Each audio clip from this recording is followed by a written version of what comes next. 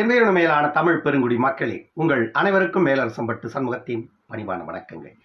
அன்பு உறவுகளே, நம்முடைய சேனலை நீங்கள் பார்ப்பது இதுவே முதல் முறையாக இருந்தால் நம்முடைய காணொளிகள் தொடர்ந்து உங்களுக்கு வர வேண்டும் என்றால் உடனே சப்ஸ்கிரைப் செய்து கொள்ளுங்கள். தொடர்ந்து நம்முடைய காணொளி பற்றின உங்களுடைய மேலான கருத்துக்களை கருத்துரை பகுதியிலே தவறாமல் பதிவு செய்யுங்கள். அன்பு உறவுகளே, வாருங்கள் இப்பொழுது காணொளிக்குள்ளே செல்லுவோம். தேர்தல் முடிந்த கையோடு ரெஸ்ட் எடுப்பதற்காக கொடைக்கானல் சென்றிருந்தார் முதலமைச்சர் மு.க. ஸ்டாலின்.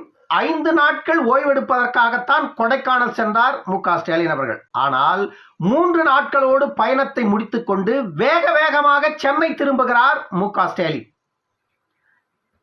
இந்த பயணம் இவ்வளவு விரைவாக முடிக்கப்பட்டதற்கான காரணம் என்ன அப்படின்னு பார்த்தா, உளவுத்துறை ஒரு அதிர்ச்சி ரிப்போர்ட்டை மு.க. ஸ்டாலினுக்கு கொடுத்திருப்பதாக சொல்லப்படுகிறது. அப்படி என்ன அதிர்ச்சி ரிப்போர்ட்டை உளவுத்துறை கொடுத்திருக்கும் மு.க. ஸ்டாலினுக்கு? 2024 நாடாளுமன்ற தேர்தலில் பெரும்பாலான தொகுதிகளில் இழுபறி வரும் அப்படின்னு ஏற்கனவே ஒரு கருத்து கணிப்பு வந்தது. அந்த தொகுதிகள் எல்லாம் திமுகவின் வெற்றி கை நழுவி விடும் என்று உளவுத்துறை ரிப்போர்ட் கொடுத்திருந்ததாக ஒரு அதிர்ச்சி தகவல் ஏற்கனவே திமுகவிற்கு கொடுக்கப்பட்டிருந்தது. இப்பொழுது புதியதாக ஒரு இன்ப அதிர்ச்சியை உளவுத்துறை கொடுத்திருக்கிறதா மு.க. ஸ்டாலினுக்கு. பாண்டிச்சேரி உட்பட 40 தொகுதிகளிலும் திமுக தான் வெல்லுமாம் தமிழ்நாட்டில். ஏன்னா திமுகவிற்கு தமிழ்நாட்டில் எதிர்ப்புகளே இல்லையா, அந்த அளவிற்கு மக்கள் வாக்கு செலுத்தியிருக்கிறார்களாம் திமுகவிற்கு. அதனால வாக்கு எண்ணிக்கையில ஏற்ற இறக்கங்கள் இருக்கும், ஆனால் வெற்றி என்பது திமுகவிற்குத்தான் உறுதி செய்யப்படும் என்று உளவுத்துறை ரிப்போர்ட் கொடுத்திருக்கிறதாம். அதற்கு மிக முக்கியமான காரணம் என்ன அப்படின்னா, உளவுத்துறை அலசியதுல அனைத்து மாவட்ட செயலாளர்களும் கட்சிக்காக கடுமையாக பணியாற்றி இருக்கிறார்களாம். திமுகவின் மாவட்ட செயலாளர்கள், அனைத்து மாவட்ட செயலாளர்களும் களத்துல கடுமையான பணியாற்றி இருக்கிறார்களாம். இப்படி மாவட்ட செயலாளர்கள் இவ்வளவு கடுமையாக உழைத்திருக்கிறார்கள் திமுகவின் வெற்றிக்காக என்ற அந்த செய்தியை காணல அவரால் இருக்க முடியலையாம். ஏன்னா அவருக்கு ஆனந்தம் எல்லாம் மீறி போயிடுச்சான். 40 தொகுதிகளையும் நம்ம தான் ஜெயிக்க போறோம். தமிழ்நாட்டில் திரும்புகின்ற திசையெல்லாம் நமக்கு எதிரிகளே இல்லை. எங்க பார்த்தாலும் நம்ம மக்களா தான் இருக்காங்க. ஏன்னா நம்முடைய ஆட்சி அந்த அளவுக்கு மக்களை கவர்ந்து இழுத்திருக்கு. அதனால மக்கள் எத்தனை கட்சிகள் தமிழ்நாட்டில் இருந்தாலும், பாமக, அதிமுக, பிஜேபி, தேமுதிகன்னு எத்தனை கட்சிகள் தமிழ்நாட்டில் இருந்தாலும் திமுக தான். திமுகவை வீழ்த்துறதுக்கு தமிழ்நாட்டில் யாருமே இல்லை. அந்த அளவிற்கு திமுக மக்கள் மத்தியில் ஒரு செல்வாக்கு பெற்ற இயக்கமாக இப்பொழுதும் வலம் வருகிறது. அந்த இயக்கத்தின் தலைவராக நான் இருப்பது எனக்கே பெருமை அப்படின்னு காலரை தூக்கி விட்டுக்கிட்டாராம் மு.க. ஸ்டாலின். இதனால மு.க. ஸ்டாலின் அவர்கள் இன்பத்தின் உச்சத்தில் இருக்கிறாராம், ஆனந்தத்தின் உச்சத்தில் இருக்கிறாராம். ஆனா வெளியே போயிட்டு களத்தில் இருக்கின்ற மக்களை மு.க. ஸ்டாலினுடைய 3 ஆண்டு கால ஆட்சியின் சாதனையை கொஞ்சம் சொல்லுங்கன்னா, அப்படி சொல்லுங்கன்னு சொன்ன உடனே நம்ம மூஞ்சில காரி துப்ப பாக்குறாங்க. எதை வேணும்னா கேளு, இந்த விடியா அரசை பத்தி கேட்காத அப்படின்றாங்க. எதை பத்தி வேணும்னா கேளு, இந்த விடியா அரசை பத்தி கேட்காத அப்படின்றாங்க. ஏன்னா விடியா அரசுன்னு சொல்றாங்க, இவங்க விடியல் அரசுன்றாங்க. மக்கள் இது விடியா அரசு, இந்த அரசு வந்த பிறகுதான் கொஞ்ச நஞ்சம் விடிந்திருந்தது கூட இருண்டு போச்சுன்னு சொல்றாங்க மக்கள். அந்த அளவிற்கு தமிழ்நாட்டில் திமுகவின் ஆட்சி லட்சணம் இருக்குது. தமிழ்நாட்டில் இருக்கின்ற 39 தொகுதியிலையும் திமுக வெற்றி பெற்றாலும் அது மக்களின் வெற்றி அல்ல, அது பணத்தின் வெற்றி, அவ்வளவுதான். இது எளிதாக சொல்லிடலாம், யாரை கேட்டாலே சொல்லிடுவாங்க, இது பணத்தின் வெற்றி. ஒரு தொகுதிக்கு எத்தனை கோடி செலவு செய்தார் அப்படின்னு அந்தந்த தொகுதியின் வேட்பாளர் மனசாட்சிக்கு தான் தெரியும். வெற்றி பெற்றுட்டா வெளியே சொல்ல மாட்டாங்க, தோல்வியுற்றா, கடன் பெற்று தோல்வி உற்றிருந்தா தூற்றுவார்கள். கொள்ளையடிச்ச பணத்தை செலவு பண்ணியிருந்தா இன்னொரு தேர்தலில் எடுத்துக்கலாம் விடு அப்படின்னு நினைச்சிட்டு சைலண்டா இருப்பாங்க. ஒருவேளை 40 தொகுதிகளிலும் திமுக வெற்றி பெற்றாலும் இந்த வெற்றி இப்படித்தான் கணிக்கப்படும். இப்போ மாவட்ட செயலாளர்கள் எல்லாம் இந்த 40 தொகுதிகளின் வெற்றிக்காக கடுமையாக உழைத்திருக்கிறார்கள் என்று உளவுத்துறை கொடுத்த அந்த ரிப்போர்ட்டால மாவட்ட செயலாளர்களுக்கு ஒரு சர்ப்ரைஸ் கொடுக்கிறதுக்காக மு.க. ஸ்டாலின் தயாரா இருக்கிறார். என்ன அந்த சர்ப்ரைஸ்னா, இவர் சமீபத்தில் ஸ்பெயின் நாட்டுக்கு இன்ப சுற்றுலா போயிருந்தாரு மு.க. ஸ்டாலின். அப்போ ஸ்பெயின் நாட்டு மக்கள் எல்லாம் உங்களுடைய மக்களை எங்க நாட்டுக்கு அழைத்து வாங்க அப்படின்னு அந்த மக்கள் எல்லாம் அன்போடு சொன்னாங்களாம் மு.க. ஸ்டாலின் கிட்ட.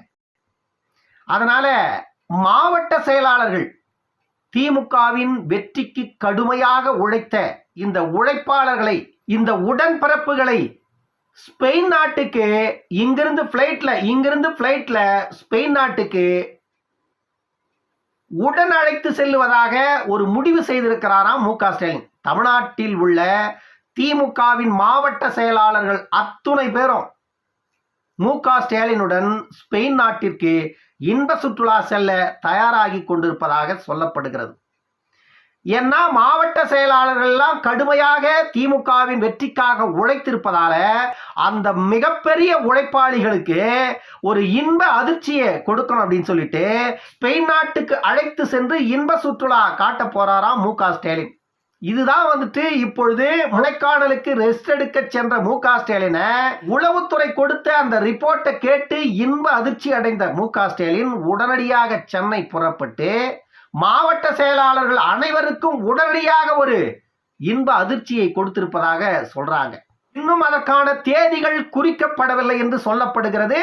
வெகு விரைவில் அதற்கான தேதி வெளியாகும் என்று கூறப்படுகிறது திமுகவின் தரப்பில் இருந்து. ஏனென்றால் இதில் பல விஷயங்கள் அடங்கி இருக்கிறது. மு.க. ஸ்டாலின் அவர்கள் இங்கிருந்து ஸ்பெயின் நாட்டுக்கு அவர்களை அழைத்து செல்லுவது என்பது சாதாரணமாக அவர் இந்த முடிவை எடுத்து இருக்க மாட்டார். காரணம் என்னன்னா, ஒருவேளை தமிழ்நாட்டில் பாண்டிச்சேரி உட்பட 40 இடங்களையும் திமுக வெல்லுதுன்னு வச்சுக்குவோம். காங்கிரஸ் கட்சியே 40 தொகுதி இந்தியா முழுவதும் வெல்லுவதற்கு வாய்ப்பில்லை. அந்த நிலையில இருக்கிறது காங்கிரஸ் இந்தியா முழுமைக்குமே 40 பாராளுமன்ற தொகுதிகளை வெல்லாது இந்த முறை. ஆனா திமுக 40 தொகுதிகளை வென்றா என்ன நடக்கும்? இந்தியாவோட எதிர்கட்சி அந்தஸ்துல திமுக தான் உட்காரும். 55 இடங்கள் வேண்டும். வேறு இயக்கங்களோடு கூட்டணி அமைத்துக் கொண்டு காங்கிரஸோடு கூட்டணியில திமுக இருப்பதால காங்கிரஸ் அதிக தொகுதியை வெல்லாத சூழ்நிலை ஏற்பட்டா திமுக அதிக தொகுதிகளை பெற்று 2வது இடத்துல பார்லிமெண்ட்ல திமுக போய் உட்கார்ந்தா திமுக தான் இந்தியாவின் எதிர்கட்சி. பார்லிமெண்ட்ல எதிர்கட்சி திமுக தலைவர் மு.க. ஸ்டாலின் தான், காங்கிரஸ் இல்ல. இப்படி ஒரு நிலை வந்தால் மு.க. ஸ்டாலினை யாருன்னா கையில பிடிக்க முடியுமா? இது நடக்குமா அப்படிங்கிறது செகண்ட்.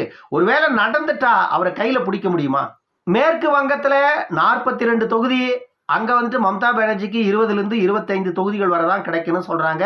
அதற்கு மேல கிடைக்காது. அங்க பாஜக காலை கொண்டு போய் வச்சிருச்சுன்னு சொல்லிட்டாங்க. ஏன்னா பாஜகவிற்கே குறைந்தது 15 தொகுதிகள் கிடைப்பதற்கான வாய்ப்புகள் இருப்பதாக சொல்லப்படுகிறது. ஒருவேளை பாஜகவே 15 தொகுதிகள் கைப்பற்றுது அப்படின்னா அங்க கம்யூனிஸ்ட் இருக்கு, காங்கிரஸ் இருக்கு. காங்கிரஸ் 1-2 வர வாய்ப்பு இருக்கு. கம்யூனிஸ்ட் ஒரு 3-4 பெற வாய்ப்பு இருக்கிறது. எப்படி பார்த்தாலும் மம்தா பானர்ஜிக்கு ஒரு 20 இடங்களோ, காங்கிரஸுக்கு ஒரு 1-2, கம்யூனிஸ்டுக்கு ஒரு 1-2 கிடைத்தாலும் கூட அங்கும் மம்தா பானர்ஜி 25 இடங்களுக்கு உள்ளதான். அப்ப அவரு 5வது இடத்துக்கு 6வது இடத்துக்கு தள்ளப்பட்டுருவார். ஜெகன்மோகன் ரெட்டி 28 தொகுதிகளை கொண்ட ஆந்திர பிரதேச முதலமைச்சர். ஒருவேளை ஆந்திர பிரதேசத்துல காங்கிரஸ் இல்ல, பிஜேபி இல்ல. ஆந்திர பிரதேசத்துல சந்திரபாபு நாயுடோட வேல்வேஷன் போயிடுச்சு. சந்திரபாபு நாயுடோட தெலுங்கு தேசம் கட்சி அங்க காணாம போயிடுச்சு. ஜெகன்மோகன் ரெட்டிக்கு இந்த முறை 28 தொகுதிகளையும் வெற்றி பெறுவதற்கான வாய்ப்பு இருக்கிறது. அப்படி ஒருவேளை 28 தொகுதிகளையும் ஜெகன்மோகன் ரெட்டி வெற்றி பெற்றுட்டா மத்தியில காங்கிரஸ் ஆட்சி அமைக்கலனாலும் காங்கிரஸ் எதிர்கட்சி அந்தஸ்துல உட்காருவதற்கான 55 இடங்களை வெற்றி பெற்றால் காங்கிரஸ் அந்த பெயரையாச்சு நிலைநிறுத்திக் கொள்ளும். இல்லை என்றால் காங்கிரஸ் எல்லாரும் சேர்ந்து கழட்டி விட்டுட்டு 25 இடங்கள் 30 இடங்கள் வெற்றி பெற்றிருக்கின்ற மற்ற மாநில கட்சிகள் எல்லாம் ஒன்னா சேர்ந்து இவர்களுக்குள்ள ஒரு கூட்டணி அமைத்து காங்கிரஸ் அல்லாத ஒரு இயக்கம் மத்தியில எதிர்கட்சியா வருவதற்கும் வாய்ப்பு உண்டு. அது திமுகவாக கூட இருக்கலாம். ஆனா மு.க. ஸ்டாலின் சொல்ற மாதிரி தமிழ்நாட்டில் நாளையும் நமதே 40ம் நமதே அப்படின்னு மு.க. ஸ்டாலின் சொல்றதெல்லாம் தமிழ்நாட்டில் இனி சாத்தியம் இல்லை. 2019 அது நடந்தது. ஒரு தொகுதி இழக்க 38 தொகுதிகளை நீங்க வென்றீங்க. ஆனா அது பயனற்று போனது, அது வேற விஷயம். ஆனா அந்த வெற்றி மீண்டும் தமிழ்நாட்டில் திமுக பகல் கனவு காணக்கூடாது. அந்த களம் மாறிவிட்டது. நீங்கள் மாவட்ட செயலாளர்களை எல்லாம் அழைத்து கொண்டு ஸ்பெயின் நாட்டுக்கு இன்ப சுற்றுலா சென்று சீரும் சிறப்போடும் தமிழக முதலமைச்சர் மீண்டும் நாடு திரும்புங்கள். அதுக்குள்ள நாட்டை யாருக்கிட்ட ஒப்படைச்சிட்டு போங்க. எலி மாநிலத்தை துண்டு துண்டா வெட்டி எங்கன்னா வலையில கொண்டு போய் வச்சுட்டு போகுது. 100 மூட்டை சர்க்கரையை கரையாந்தன மாதிரி நீங்க போய் வர்றதுக்குள்ள இந்த நாட்டை உங்க அமைச்சர் சகாக்கள் தின்னுட போறாங்க. ஏன்னா அந்த மாதிரி அமைச்சரவை தான் நீங்க வச்சிட்டு இருக்கீங்க. இன்னொரு காணொலியில் சந்திக்கும் வரை உங்களிடமிருந்து விடைபெற்றுக் கொள்வது மேலரசம்பட்டு சண்முகம். நன்றி, வணக்கம் அன்பு உறவுகளே.